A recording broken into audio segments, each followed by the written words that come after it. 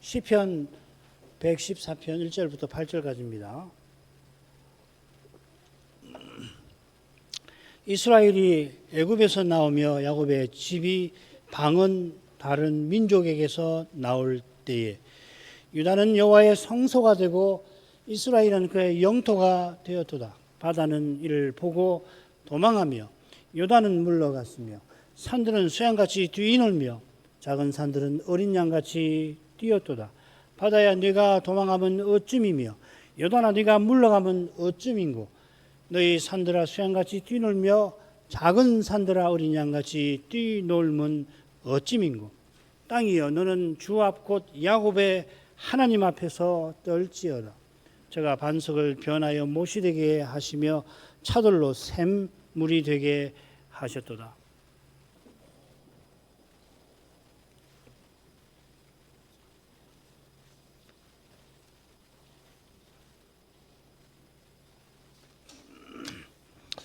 시편 114편은 이집트의 할렐루야 시편집에서 두 번째 시가 되는데 113편과 달리 할렐루야가 시의 끝에도 나오지 않고 그 다음에 처음에도 나오지 않습니다. 반면에 이 시 처음에 이스라엘이 애굽에서 나오며 이 표현은 이 시가 이집트의 할렐에 속한다는 것을 잘 보여줄 것입니다. 사실 이집트의 할렐 중에서 이 이집트, 애굽이라고 하는 표현이 이 시편에만 실은 나옵니다.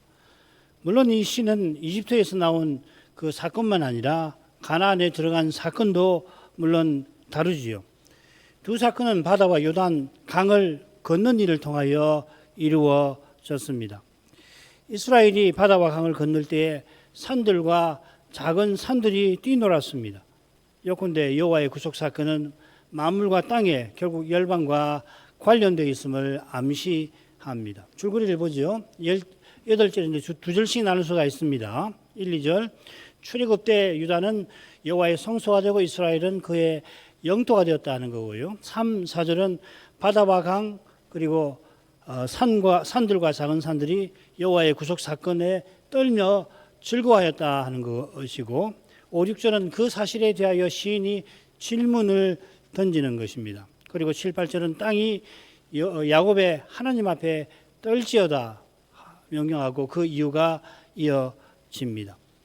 이 시는 6월절 식사 시작 때에 113편과 함께 부르는 겁니다.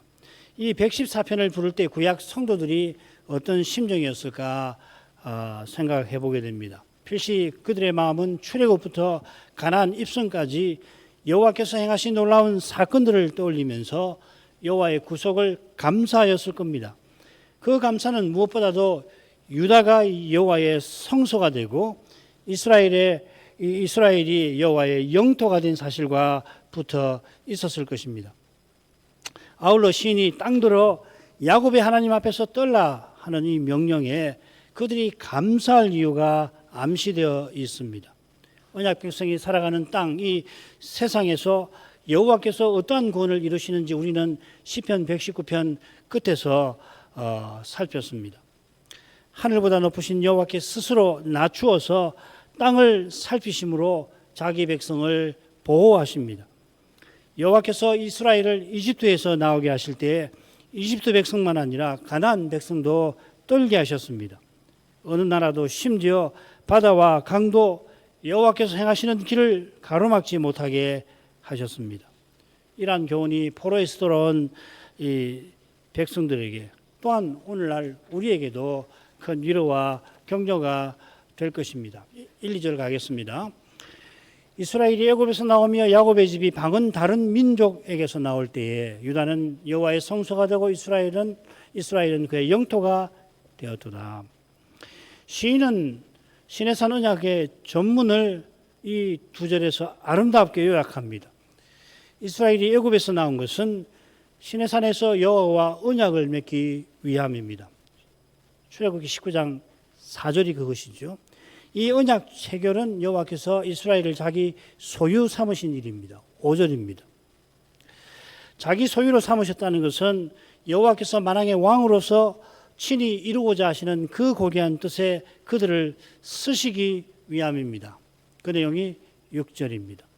자, 이런 배경에 비추어서 각절의 교훈을 이제 좀 더 살피십시다.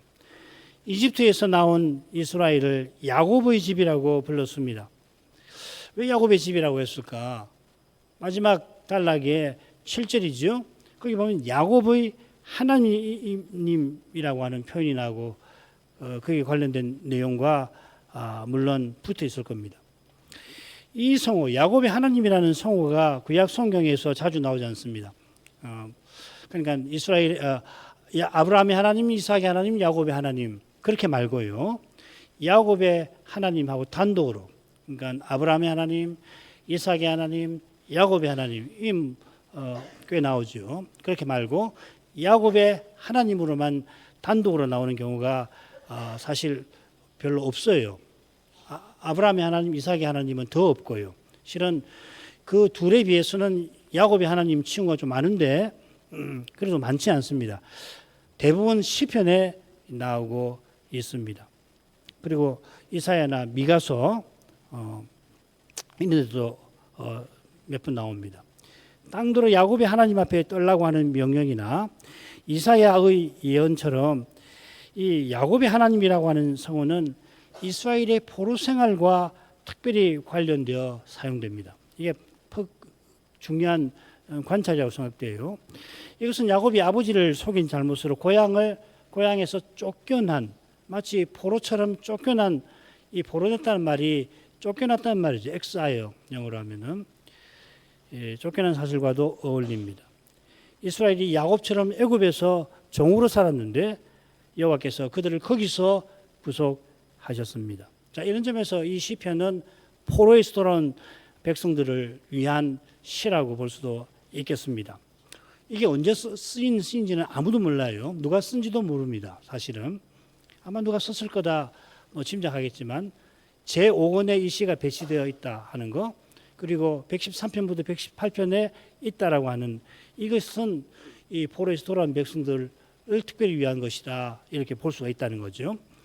여호와의 구속이라고 하는 이 중요한 내용이 이집트를 방은 다른 민족이라고 부르는데 암시되어 있습니다. 이사야는 여호와께서 선지자의 말씀을 무시하는 이스라엘에게 내가 다른 방언으로 너에게 말할 것이라 예언하셨습니다. 내가 다른 방언으로 알아듣지 못하는 말로 말할 것이다 하셨는데 이건 이스라엘이 방언 다른 민족에게 포로 잡혀가고 그들에게 종살이할 거라 하는 뜻이죠. 이런 점에서 야곱의 집이 방언 다른 민족에게서 나온 것은 종살이하는 데서 건진받았다 하는 것이고 이것이 구속의 본래 의미이기도 하죠. 이스라엘이 이집트에서 나올 때 유다는 여호와의 성소가, 이스라엘은 그의 영토가 되었습니다. 이스라엘이 여호와의 영토가 되었다. 이건 그리 이해하기 어렵지 않습니다만은 유다가 여호와의 성소가 되었다. 이건 좀 생각할 점이 있는 것 같아요. 바르게 생각하기 위해서 유다와 이스라엘이 정확하게 무엇을 가리킬까 생각해 보죠. 가령 솔로몬이 죽은 다음에 이스라엘이 남유다와 북이스라엘로 두 지파와 12지파로 쪼개졌는데 지금 여기 유다와 이스라엘이라는 표현은 그 관계를 가리키는 것 같지는 않습니다. 우선 말씀드린 대로 1, 2절은 출애굽의 배경에서 살펴야 합니다. 그렇다면 이스라엘을 야곱의 집이라 부른 것처럼 유다는 이스라엘을 대표하는 지파일 겁니다. 그래서 1, 2절을 보면 이스라엘, 야곱의 집, 유다, 이스라엘. 이스라엘이 서로 짝을 이루고 따라서 야곱 집과 유다가 서로 짝을 이루는데요. 이 내용 잘 아시죠? 야곱이 세상 떠나기 전에 유다를 자기처럼 언약의 후사로 세운 거 말입니다. 본래 언약의 후사, 야곱을 잇는 언약의 후사는 요셉이었는데 요셉 대신 유다를 장자로 죽기 전에 야곱이 세웠죠. 물론 루벤이 이 야곱의 첫째 아들입니다만은 잘 아신 대로 매우 심각한 죄를 범한 탓에 루벤은 장자권을 잃어버렸습니다. 야곱이 유다를 장자로 세우는 대신에 먼저 요셉을 부르다가 요셉의 두 아들이 두 지파를 따라서 장자의 두 몫을 요셉에게 주었던 것입니다. 유다가 언약의 후사가 되어서 통치자, 곧 메시아가 유다 지파에서 나실 거라 창세기 이 야곱의 예언에 나옵니다. 이것은 여호와께서 이스라엘을 자기 영토로 삼으신 것과 딱 붙어 있는 거죠. 그죠? 통치자가 유다 지파에서 나온다는 말은 이스라엘이 여호와의 영토다, 나라다 이 말이죠. 마찬가지로 유다 지파에서 왕이 배출됩니다. 여호와께서 자기 왕을 시온에 세우시는데 이게 의미심장합니다. 이 왕은 유다 지파인 다윗과 그 후손을 가리킵니다. 다윗 가문의 왕이 여호와의 종으로서 이스라엘을 다스리게 하신 것입니다. 사무엘하 7장에 나오는 다윗 언약의 내용이기도 합니다. 과연 다윗은 여호와의 율법을 좇아서 이스라엘을 다스려 거룩한 백성다웠게 서나가도록 힘쓴 인물입니다. 자, 그런데 114편은 이 유다가 여호와의 성소가 되었다 합니다. 성소라는 말을 들으시면 여러분 이 레위 지파 그리고 제사장을 떠올리시죠. 히브리서에서도 유다 지파에는 모세가 제사장들에 관하여 말한 것이 하나도 없다. 유다 지파는 제사장직, 성소와 관련 없다. 직접 관련이 없다. 그렇게 말하지 않습니까? 물론 어색하긴 합니다마는 이스라엘을 대표하는 유다가 여호와의 성소가 되었다 하는 이 표현과 비슷한 내용이 실은 출애굽 직후에 모세의 노래에 이렇게 나옵니다. 출애굽기 15장 17절 주께서 백성을 인도하사 그들을 주의 기업의 산에 심으시리이다. 여호와여 이는 주의 처소를 삼으시려고 예비하신 것이라. 주여 이것이 주의 손으로 세우신 성소로서이다. 가나안을 성소라 부릅니다. 성소는 종교적 영역이고 영토는 정치적 영역이라고 하는 현대적 관념. 우리 현대인은 이게 강해요. 그래서 선지서를 볼 때에 이스라엘의 죄를 두 가지로 나눠가지고 종교적인 죄, 정치적인 죄 이렇게 신학자들이 늘 구분하죠. 여러분 저 선지서 읽으시면은 주석서 보면은 죄를 그렇게 둘로 나누어요. 그래서 정치적인 죄, 그 다음에 종교적인 죄 이렇게 나눈단 말이죠. 그게 이제 현대적 관념이죠. 종교, 정치는 구분된다라고 하는. 그래서 저는 이제 소선지서 공부할 때도 이 제사장 나라의 사명을 어긴 죄, 거룩한 백성의 사명을 어긴 죄 이렇게 표현을 하지 않았습니까? 의도적으로 그렇게 했습니다. 그런데 성소에 임재하시는 하나님은 만왕의 왕이십니다. 통치자이십니다. 그래서 지성소의 언약궤 위에 우리 눈에는 보이지 않지만 거기에 영광 보좌를 펼쳐 두십니다. 성소는 보좌가 있는 왕궁입니다. 그래서 제사장이라는 말은 뭐냐면은 이 레위인들에게 제사 지내는 사람들에게만 쓰는 말이 아니고 다윗 궁궐의 그 대신들에게도 쓰는 말이에요. 무슨 말이냐면은 이 말을 조사해 보면은 왕궁에서 왕을 가까이에서 모시는 신하를 가리키는 표현입니다. 그게 코헨이라고 그럽니다. 히브리 말로 코헨. 오늘날에도 이 영어 이름 보면 코온이라고 발음하죠. H 발음이 묵음이 돼가지고 코온이라고 하는. 그 코헨이라고 적혀 있는 성이 있죠. 그 제사장 가문이거든요. 신명기에 따르면은 제사장은 장로들과 더불어 재판합니다. 통치에 관여합니다. 신명기 17장 8절부터 13절. 성중의 성소는 먼저 성의 성문의 장로들이 판결을 하는데 이 송사가 장로들이 판결하기 하는 범위를 넘었으면은 그러면 중앙 성소가 있는 상급 재판소에 맡깁니다. 거기 누가 있냐면 제사장이 이 재판관과 함께 있죠. 훗날 왕을 세우면은 왕이 최종 재판관이 된다고 방금 살핀 주제에 바로 이어서 왕 세우는 이야기를 하는 거죠.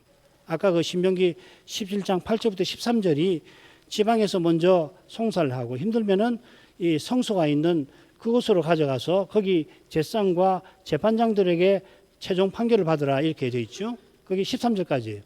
그리고 신명기 17장 14절에 훗날에 너희가 왕을 세울 생각이 나거든 왕은 이렇게 해야 한다. 그거 기억나실 겁니다. 다른 말로 하면은 훗날 왕이 최종 재판관이 된다 이 말이죠.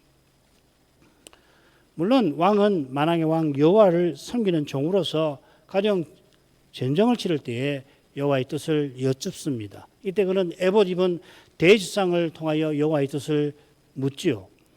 인간 왕을 통하여서 여호와의 통치가 이스라엘에 시행됩니다. 자, 이런 점에서 유다는 여호와의 성소라 하는 것입니다. 이런 점에서 다윗이 전체 이스라엘의 왕이 되고서 먼저 이스라엘을 정복을 하여 그곳을 왕도로 삼고 시온이 있는 그곳 삼고 그리고 거기에다가 언약궤를 모신 의미가 있는 것입니다. 그래서 훗날 보면 성전이 세워지고 성전 오른편에 물론 동쪽을 향하게 됩니다. 항상 이 성전의 방위를 생각할 때는 동쪽을 보고 동서남북을 이야기를 해야 되죠, 그죠? 그래서 성전 문은 동쪽으로 향합니다. 그래서 지성소 언약궤는 서쪽에 있고요. 그 다음에 동편에 입구가 있고 북편에 뭐가 있느냐면은 진설병상이 있고 남편에 등대가 있고 또 뜰에는 남편에 식사하는 곳이 있고 북편 쪽으로 북편 쪽에서 양을 잡아요. 북편이 심판의 자리거든요. 그래 방위를 그렇게 동쪽을 보면은 이 동쪽을 봐서 오른쪽에 왕궁이 세워지잖아요. 그게 이제 시편 110편하고도 관계가 되는데 아무튼지 그러니까 왜 다윗이 그렇게 했나? 가나안을 성소로 삼으신 뜻을 받들려고 그렇게 한 거죠. 그죠? 아울러 유다가 여호와의 성소가 되었다는 표현은 유다 지파에서 멜기세덱 반차의 대지상에 오실 일과 붙어 있는 겁니다. 여호와께서 내 거룩한 산 시온에 나의 왕을 세웠다. 거룩한 산이란 말은 성소의 산이란 말이잖아요. 성소인 산에다가 내 왕을 세웠다 하는 겁니다. 다윗의 후손을 영영이 내 집과 내 나라에 세우리라. 이것도 마찬가지죠. 이게 역대기상 17장 14절에 있어요. 사무엘 하 7장에도 다윗 언약이 있는데 거기에는 이 내용이 나오진 않죠. 내 집이 빠지지요. 사실은. 이건 이제 하나님의 계시가 자꾸 발전하니까 이 역대기 저자는 사무엘 하 7장에 있는 다윗 언약의 의미를 담아가지고 이걸 교훈하는 거거든요. 다윗의 후손은 여호와의 성소에 섬기고 여호와의 나라에서 왕노릇 할 거다. 멜기세덱 반차를 좇은 대제사장 그리스도를 가리키는 거죠. 그런 내용도 여기 담겨 있다 생각합니다. 두 번째로 가죠. 바다는 이를 보고 도망하며 요단은 물러갔으며 산들은 수양같이 뛰놀며 작은 산들은 어린 양같이 뛰었도다. 출애굽과 가나안 입성과 관련해서 바다와 요단 그리고 산들과 작은 산들이 등장합니다. 바다는 출애굽 때 이스라엘이 건넜던 홍해를, 요단은 가나안에 들어갈 때 건넌 강입니다.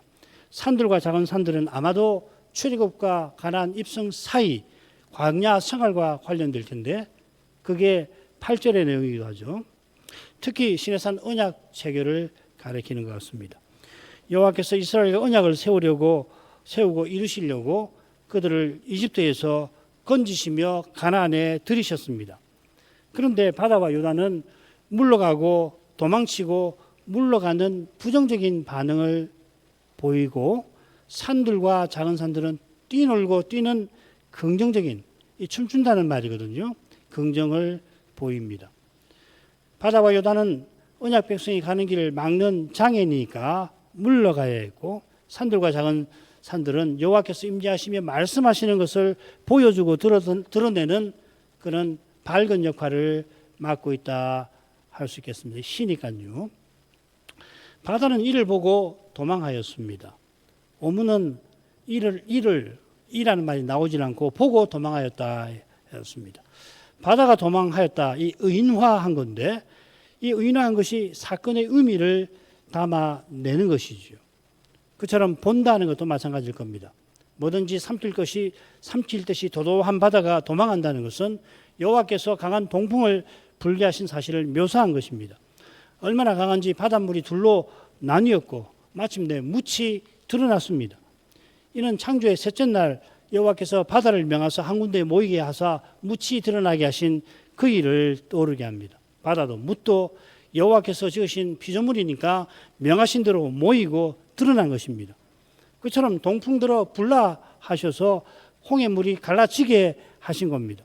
동풍이 여호와의 명령을 순종하듯이 홍해도 물러간 것입니다마는, 그런데 여기서는 홍해가 도망하였다고 묘사를 한 이유가 있을 거 아니에요.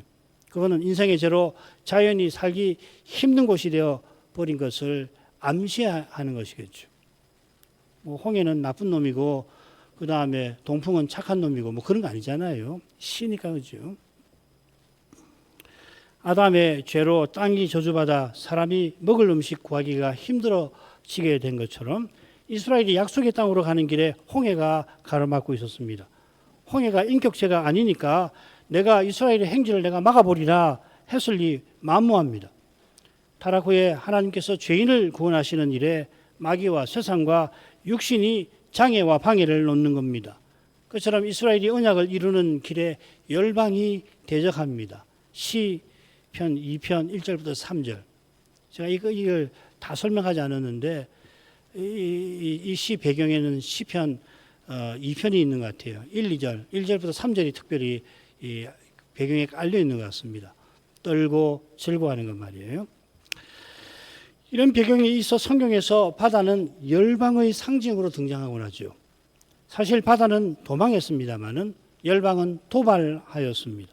바로가 어리석게 이스라엘을 치겠다고 추격한 겁니다. 바다도 비슷하게 이스라엘을 막겠다고 버텼는데 여호와께서 바다를 도망하게 만드셨고 바로의 군대도 물에 빠뜨려 수장시키셨습니다. 바다가 무엇을 받든지 시인의 의중을 단정하기는 힘들지만 단연코 바다가 여호와의 거룩하신 어미를 본 것입니다. 바다가 도망한 데서 여호와의 크신 어미가 드러난 것이고 그걸 시인은 말하고자 하는 겁니다. 요단이 물러간 것도 마찬가지입니다. 요단이 물러갔다 하는 표현은 두 낱말, 동사와 부사를 묶어서 번역한 건데 이 동사가 여리고 사건에 나와요. 이스라엘이 여리고 성을 돌았다 할 때 그 돈다 하는 말입니다. 사바압을 하는 말인데 여기 도는 행위는 전쟁을 위한 거죠. 그처럼 이 낱말을 시인이 요단 건넌 일에 사용한 것은 요단 강물이 끊어져서 아담읍 근방에 무더기를 이룬 것이 마치 적군의 후퇴와 같음을 보여주려는 것입니다. 그러니까 물러갔다는 낱말이 얼마든지 있거든요. 그런데 이 여리고성 돌 때 돈다는 말을 가지고서 돈다는 말을 쓴 것은 의도적이라는 겁니다. 과연 요단 건넌 이스라엘이 곧이어 가나안 족속과 많은 전쟁을 치를 텐데 적군은 걸어마나 살려라 하며 후퇴할 것입니다. 여호수아 9장부터 12장까지든가요. 그 내용이죠. 바다와 요단은 사령관 여호와께서 치르시는 전쟁에서 대적하다가 물러가는 적군인데 산들과 작은 산들은 여호와의 거룩한 영광을 기뻐합니다. 산들은 뛰놀고 작은 산들은 뛰었다 이렇게 했는데 동사는 하나입니다. 뛰놀다라고 하는 동사 하나를 어떻게 따로따로 새겼습니다. 산들도 작은 산들도 똑같이 뛰놀았습니다. 이 동사는 흔히 춤춘다는 말이에요. 이 많이 나오는 동사가 아닌데 어디 나오냐면은 다윗이 언약궤를 예루살렘 장막에 모실 때 춤추었다 할 때 그때 사용됩니다. 전도서 보면 만물에 때가 있다 하면서 서로 대조되는 때를 이야기할 때 이 동사가 슬퍼할 때에 대조되는 슬플 때와 춤출 때 할 때 그 춤춘다는 말입니다. 시의 배경인 출애굽과 가나안 입성에 비추어서 산들과 작은 산들은 신의 산을 가리킬 것 같습니다. 거기 산 여러 봉우리들이 있잖아요. 여호와께서 언약 맺기 위하여 신의 산에 임재하셨는데 그때 산이 진동하였습니다. 이 지진에 이스라엘은 심히 두려워합니다. 그런데 진동한 산들이 춤추었다고 시인은 묘사합니다. 이는 산들을 양들과 어린 양에 비긴 것과도 어울립니다. 수양과 어린 양은 제사 드리는 짐승이고 어린 양은 흔히 언약 백성을 상징하죠. 언약 백성은 시내산 언약 체결 때 지진에 두려워하였습니다마는 모세는 틀림없이 언약에 옮긴 다윗처럼 기뻐하였을 겁니다. 다윗만큼 시내산 언약 체결을 기뻐한 사람이 아마 없었을 거예요. 춤이라도 추고 싶었을 것입니다. 언약 전문에 담긴 은혜와 뜻과 교훈을 깨닫는 이마다 작은 산들과 산들처럼 모세와 다윗과 함께 기뻐할 것입니다.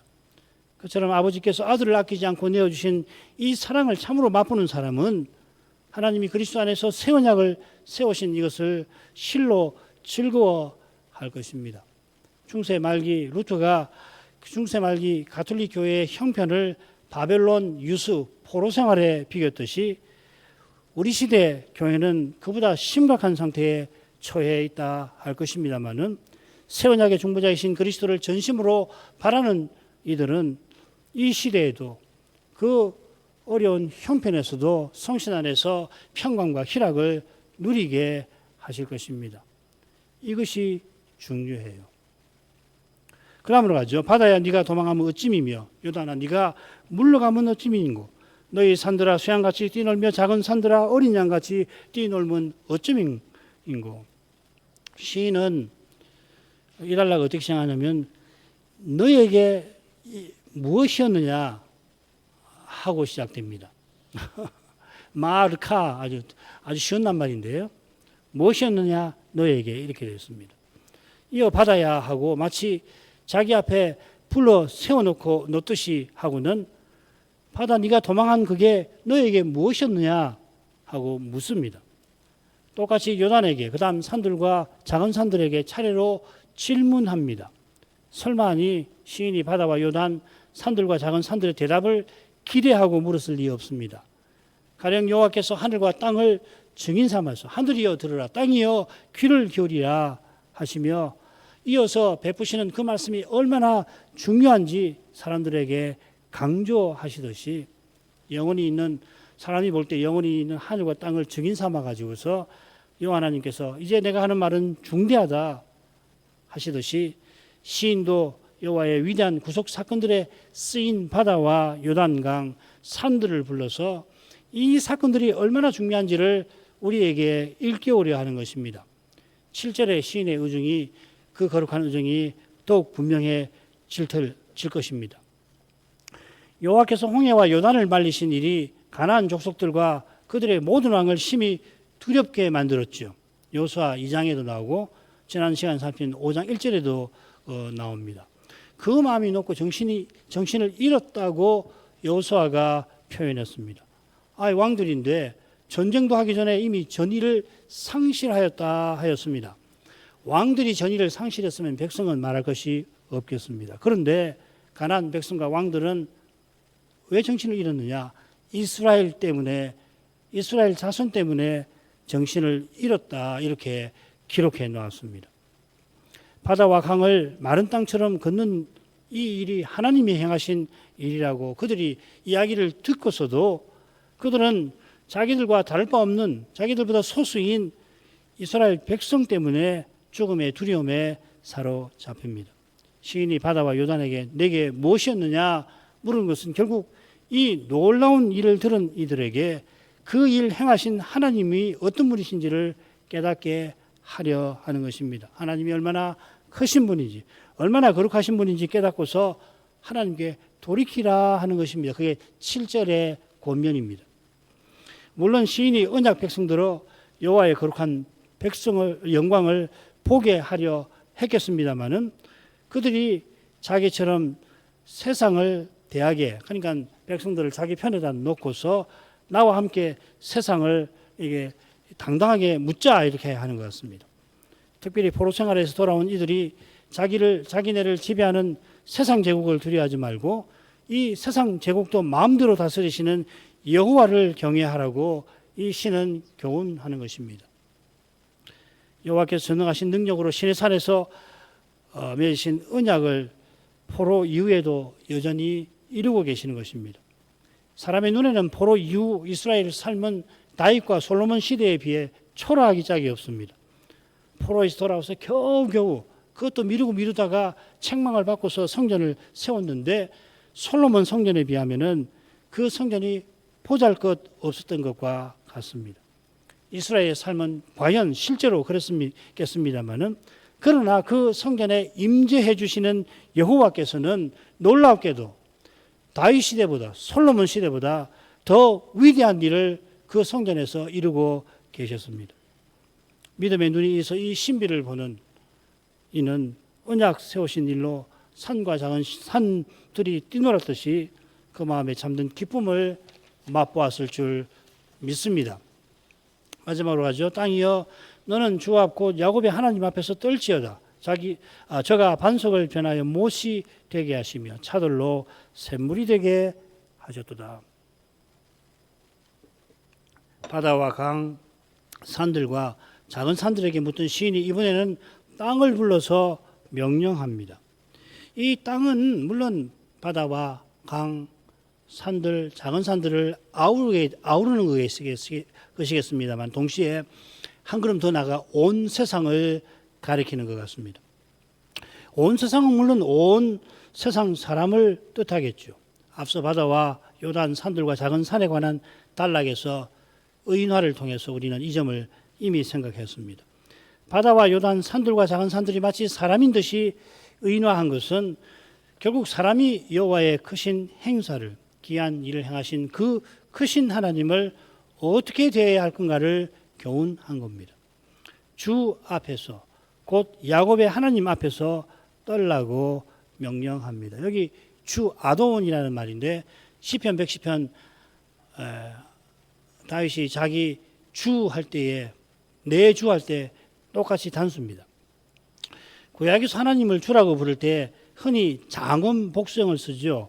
아도나이, 아도는 단수고요. 아도나이 하면 복수형입니다. 이 장엄함을 표시하기 위해서 복수를 쓰죠. 그래서 가장 흔히 하나님이라고 번역하는 엘로힘 할 때 그 엘로힘 할 때도 그게 복수형입니다. 이임이라는 말이 복수형이거든요. 엘이라는 말, 오늘 엘로하 여기는 지금 야곱의 하나님 할 때는 단수형이 쓰였는데요. 엘이라는 말, 미카엘 할 때 그 엘이 하나님이라는 말인데 그렇게 단수형으로 쓰지만은 대개는 엘로힘에서 복수형을 써서 하나님의 장엄하심을 복수형으로 표시를 합니다. 요컨대 단수형을 써서 하나님을 주라고 부르는 경우가 많지 않은데 흥미롭게도 이 아돈이라는 말하고 땅이란 말을 결합해서 하나님을 부르는 그런 경우가 있어요. 어떤 표현이냐면 온 땅의 하나님입니다. 이 아돈 콜 아레츠라고 될 겁니다.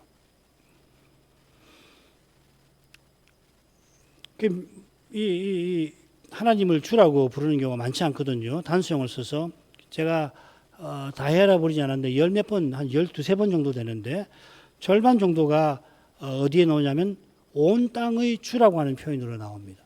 그러니까 온 땅의 주라고 하는 건 퍽 의도적인 성호라는 걸 알 수가 있죠. 여호수아가 요단 건너는 일에 여호와를 온 땅의 주라고 2번 불렀습니다. 같은 사건을 언급하는 시인도 여호수아처럼 여호와를 부르는지 모르겠습니다. 여호와께서 온 땅의 주인으로서 자기 땅인 가나안을 약속대로 자기 백성에게 주시려고 요단 강물을 물러가게 하셨습니다. 온 땅의 주께서 야곱의 하나님이십니다. 포로에서 돌아온 백성에게 이 시는 야곱의 하나님께서 옛적에 요단을 물러가게 하신 일을 일깨우는 겁니다. 사람 눈에는 페르시아 황제 고레스가 자기들을 풀어주어 고향에 돌아왔습니다. 역사책에 보면은 고레스가 이스라엘 백성만 그런 게 아니고요. 이집트 백성도 그렇고 여러 민족도 다 돌려보내요. 그러니까 이 성경에서 이 고레스가 이스라엘 백성을 돌려보냈다는 것을 말한 평가절하하는 거죠. 그죠? 고레스가 이 유화 정책을 써가지고 그냥 자기가 정치적으로 그렇게 했을 뿐이다. 그러니까 괜히 기독교가 거기다가 그 종교적인 의미를 담아서 이야기하는 거다. 그렇게 해석하는데 그거 아니될 말, 그건 좋은 해석이 아니죠. 하나님께서 고레스 이 다니엘을 통해서 고레스의 마음을 움직여서 그런 일을 하게 하신 것이거든요. 이 거룩한 사실을 깨닫는 이는 페르시아만 아니라 온 세상이 야곱의 하나님 앞에서 떨라하는 시인의 명령을 합당하다 여길 겁니다. 그 시인과 함께 그렇게 외칠 것입니다. 땅들어 여호와 앞에서 떨라고 시인이 명령합니다. 이 비슷한 표현이 다윗이 언약궤를 예루살렘 장막에 모실 때 레위인 찬양대에 들어 드리게 한 찬송에 그 표현이 나옵니다. 그 역대상 시편 96편 9절인데 읽어보겠습니다. 아름답고 거룩한 것으로 여호와께 경배할지어다. 온 땅이여 그 앞에서 떨지어다. 아름답고 거룩한 것으로 전에 설명해 드린 것처럼 이것은 시편 110편의 새벽이슬 같은 주의 청년들이 거룩한 옷을 입고 거룩한 거의 같은 의미입니다. 그래서 아름답고 거룩한 것으로 경배할지어다 이렇게 번역해 놓으니까 뭘 예물을 아름다운 것을 드리라는 이야기인가? 그거보다는 아름답고 거룩한 이란 말은 거룩한 옷을 입고로 번역하는 게 좋습니다. 자, 이런 내용에 비추어서 온 땅이 떠는 것은 바다와 요단처럼 여호와의 어미 앞에 두려워하는 것보다는 산들과 작은 산들처럼 즐거워하는 것입니다. 이 훌이라는 말은 빙빙 돌며 춤춘다는 뜻도 있는데 언약궤를 모실 때 다윗이 춤춘 것처럼 온 세상이 여호와의 구원을 맛보고 기뻐하는 모습을 시인은 내다보면서 명령하는 것입니다. 여호와의 구원이 어떤 것인가 8절에 나옵니다. 야곱의 하나님은 반석을 변하여 못이 되게 하시며 차돌로 샘물이 되게 하신 분입니다. 차돌, 이 구약 성경에서 드물게 나오는 낱말인데 여호와께서 광야 반석에서 물을 주신 거기에 나옵니다. 신명기 8장 15절에 나옵니다. 반석. 이렇게 광대하고 위험한 광야라 했는데 이 광대하고 크고 위태로운 두려운 광야에서 여호와께서 자기 백성에게 마실 물을 친히 주셨습니다. 바울은 이 반석이 그리스도라고 대범하게 교훈합니다. 반석의 물을 마시면서 오실 메시아를 바라본 모세가 모든 백성이 자기처럼 성신받기를 소원하였죠. 하나님께서 자기 아들을 아끼지 않고 주시고 아들이 자기 영으로 성신을 영원히 우리 안에 내주하게 하셨습니다. 이것이 우리에게 베푸신 구원이고 광야에서 물을 주시는 사건은 이 위대한 구원을 예표처럼 보여주는 것입니다. 이 구원이 완성되는 그날 우리는 영원히 거룩한 즐거움을 누리게 될 것입니다. 이만 하죠. 거룩하신 아버지, 구약 시인이 이집트에서 구속하신 사건과 가나안을 차지하게 하신 사건을 들어서 온 세상이 여호와 앞에서 떨기를, 여호와의 거룩한 사랑을 맛보고 그 앞에서 즐거워하기를 명합니다. 그 거룩한 사랑이 유다를 여호와의 성소로 삼으셨고 이스라엘을 자기 영토로 삼으신 데에서 잘 드러났습니다. 유다 지파에서 오신 메시아께서 다윗의 위에 오르실 뿐 아니라 하나님의 집에서 멜기세덱 반차의 대제사장으로 지금 섬기고 계십니다. 시내산에서 여호와께서 이스라엘과 언약 세우시며 바라시던 그 뜻이 제사장나라와 거룩한 백성의 사명이 부활하신 그리스도를 통하여 주님의 교회 안에서 또한 이 세상에서 이루어져 가게 하시옵나이다. 이 거룩한 사명을 저희가 더욱더 각성하게 해주시고 이 사명을 주께서 이루시는 거기에 쓰임을 받게 하시옵소서. 그 가는 길이 결코 쉽지가 아니하옵나이다마는 그때마다 하나님께서 행하신 그 거룩한 일, 특별히 아들을 아끼지 않고 내어주신 아버지의 사랑을 깨닫게 하셔서 그 어려움을 오히려 기쁨으로 인내하며 살아가도록 이끌어 주시옵소서. 예수님 이름으로 기도합니다. 아멘.